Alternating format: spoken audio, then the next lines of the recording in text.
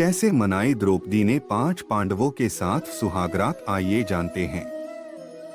राधे राधे मेरे दोस्तों, अगर आप दिल से श्री कृष्णा जी को मानते हो वीडियो को एंड तक जरूर देखिएगा और वीडियो को लाइक कीजिएगा और चैनल को सब्सक्राइब कीजिएगा और कमेंट में राधे राधे लिखेगा।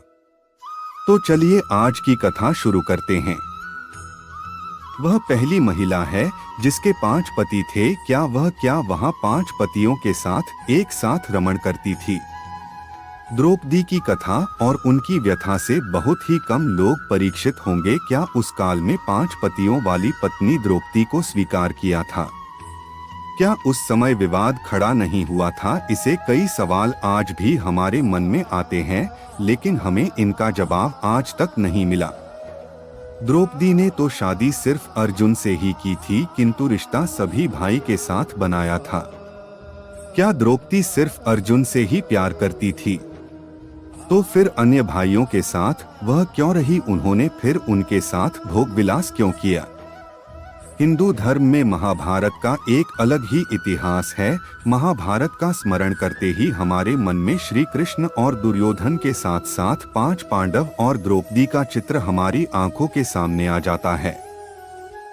महाभारत का युद्ध विश्व में सबसे महान और सबसे बड़ा युद्ध माना जाता है। इस युद्ध में धर्म ने अधर्म पर विजय पाई थी, किंतु हर विषय में कोई न कोई प्रश्न है तो छूट ही जाता है। वैसे ही कई प्रश्न इस महाभारत की कथा में भी छूट गए। सबसे बड़ा प्रश्न यह है कि क्या द्रौपदी सभी पांडवों के साथ संभोग करती थीं? और यदि वह सभी पांडवों के साथ संभोग करते थे तो सबसे पहले किस पांडव के साथ द्रौपदी ने संभोग किया?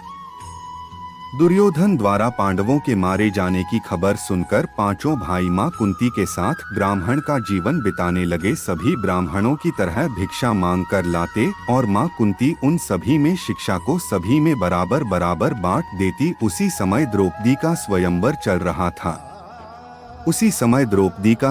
चल रहा था। द्रौपदी के स्वयंवर में राजा के निर्देश का पालन कर अर्जुन ने द्रौपदी को स्वीकार किया। उस समय वहां पर भगवान श्री कृष्ण और बाकी सब लोग भी वहां पर उपस्थित थे। इसे साफ जाहिर होता है कि द्रौपदी का विवाह सिर्फ अर्जुन से ही हुआ था। तो उस समय मां कुंती भगवान की आराधना कर रही थी, किंतु जब ब्राह्मणों का जीवन व्यतीत कर रहे 5 भाई द्रौपदी को लेकर घर आए, जैसे ही उन्होंने कहा कि मां देखो हम क्या लाए हैं, मां ने इतना सुनते ही कहा कि तुम जो भी लाए हो सभी भाई मिल बांटकर खा लो। सभी भाई मां की बात को एक आदेश की तरह मानते थे। वह सब चुप हो गए। बाद में जब कुंती ने बाहर आकर देखा तो वह देखकर आश्चर्यचकित हो गई।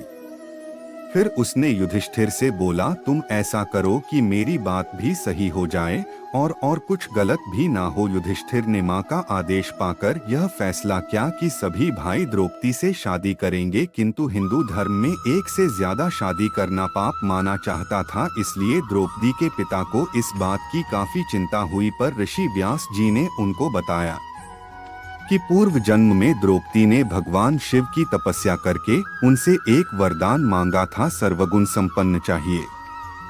द्रौपदी ने यह बात 5 बार कही थी, इसलिए भगवान शिव ने उन्हें वरदान दिया था कि तुम्हें अगले जन्म में 5 भारत ऋषि विषयों के पुत्र से तुम्हारा विवाह होगा। यह बात सुनकर द्रौपदी के पिता 5 भाइयों के साथ द्रौपदी का विवाह करने के लिए तैयार हो गए। द्रौपदी का विवाह सबसे पहले अक्षर भाइयों में सबसे बड़े भाई युधिष्ठिर के साथ हुआ, जिसके चलते द्रौपदी ने युधिष्ठिर के साथ सबसे पहले संभोग किया।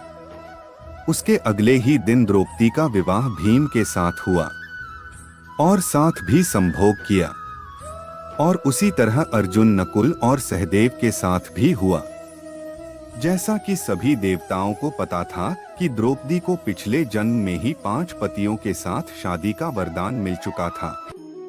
भगवान शिव ने द्रौपदी की तपस्या से खुश होकर उन्हें कन्या कहा था, जिसे उन्होंने द्रौपदी को वर्जिन रहने का वरदान दिया था, जिससे द्रौपदी रोज नहाने के बाद कन्या भाव को प्राप्त होती थी। किसी कारणवश द्रौपदी का विवाह संपन्न हो पाया। आज के लिए बस इतना ही। अगर वीडियो पसंद आई है तो वीडियो को लाइक करें और चैनल को सब्सक्राइब करना ना भूलें। धन्यवाद।